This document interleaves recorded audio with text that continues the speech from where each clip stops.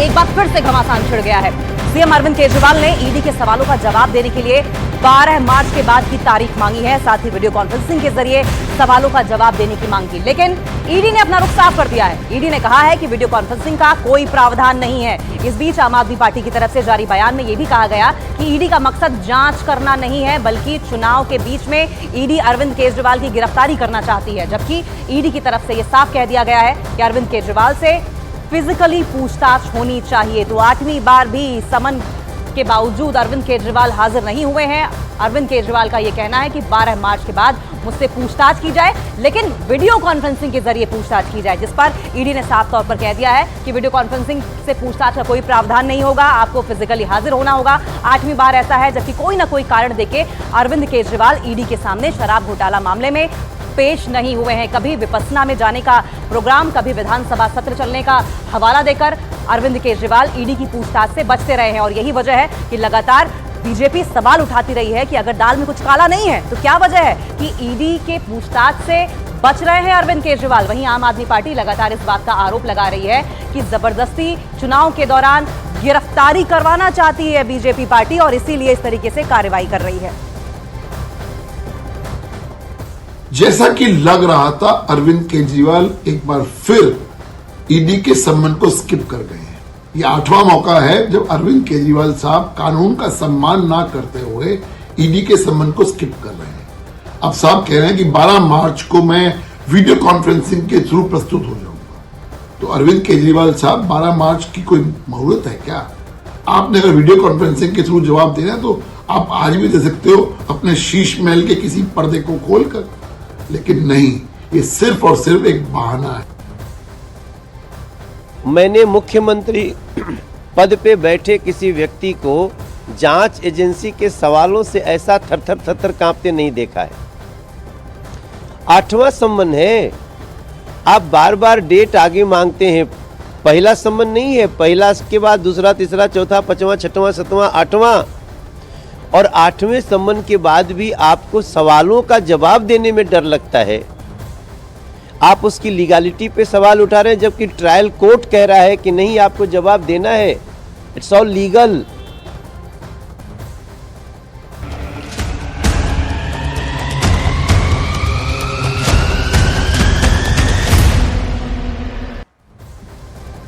और पश्चिम बंगाल की आसनसोल सीट से प्रत्याशी बनाए गए उम्मीदवार पवन सिंह के चुनाव न लड़ने के ऐलान से सियासी हलचल तेज हो गई है। पवन सिंह ने उम्मीदवारों की लिस्ट जारी होने के एक दिन बाद यानी कि रविवार को ही ट्वीट करके आसनसोल से चुनाव न लड़ने का ऐलान किया था, जिसके बाद टीएमसी ने पवन सिंह मामले में बीजेपी पर निशाना साधा।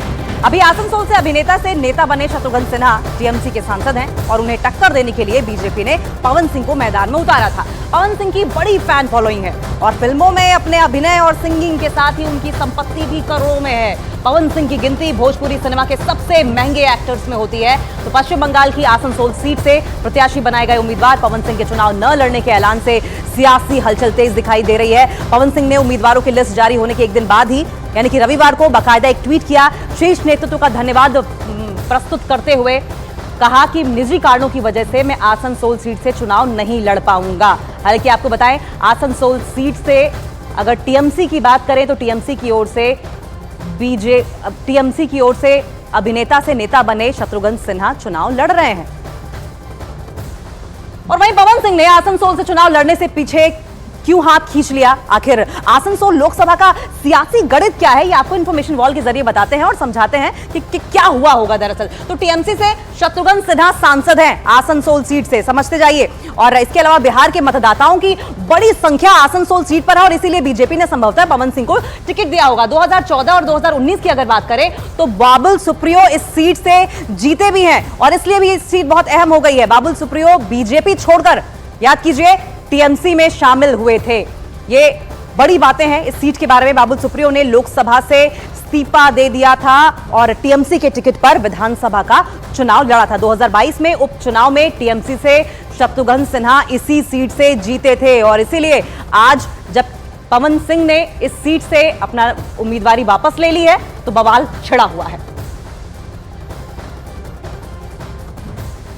और आसनसोल सीट पर पवन सिंह के सामने टीएमसी प्रत्याशी शत्रुघ्न सिन्हा चुनावी मैदान में है। पवन सिंह के ऐलान के बाद शत्रुघ्न सिन्हा ने एक बड़ा बयान दिया है। क्या कुछ कहा है, सुनिए जरा।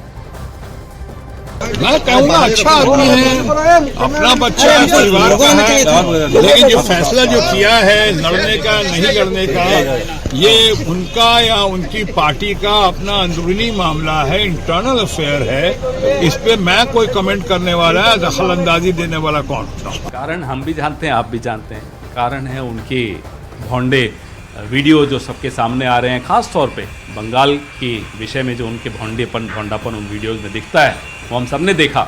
और भी कई उन पर आरोप हैं, वो हम सब जानते हैं। लेकिन मैं ये जानना चाहता हूँ, हम सब ये जानना चाहते हैं कि सुबह 3 बजे तक जाग के प्रधानमंत्री टिकटें बांटते हैं। क्या इस तरह की टिकटें बांटते हैं? सोच समझ के नहीं बांटते।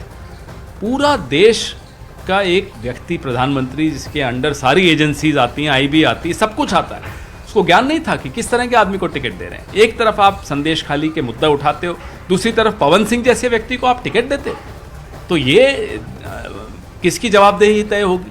प्रधानमंत्री खुद, आप लोग सब तारीफ कर रहे थे कि साहब देखो क्या एनर्जी लेवल है, 3 साढ़े 3 बजे तक सुबह टिकटें बांट रहे हैं। इस तरह की टिकटें बांटी।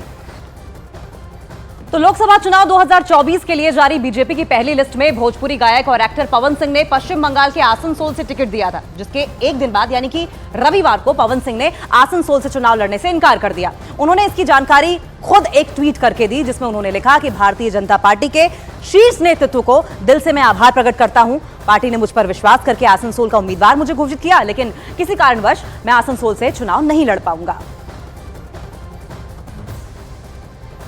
और पवन सिंह के चुनाव लड़ने से इनकार करने के बाद बीजेपी के विरोधियों को बैठे बिठाए एक मौका मिल गया है। क्या कुछ विरोधियों की ओर से कहा जा रहा है, आप भी सुनिए जरा।